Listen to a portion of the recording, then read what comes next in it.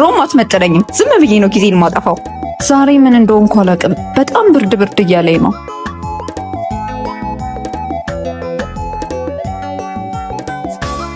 ምን ልትሆን ነው? በረደኝ አላልሽም? እና በልስ ጃኬትን ልታለብሰኝ ነው?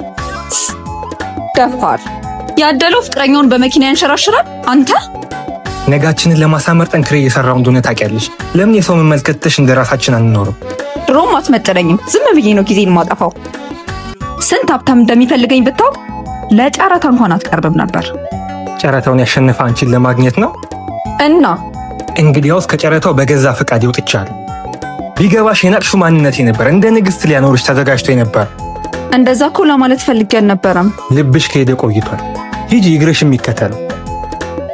ወዴት ነው? የታክሲ እኮ የለኝም። በምን ልሂድ? በእግሬ? ሰፈሬ እኮ ሩቅ ነው።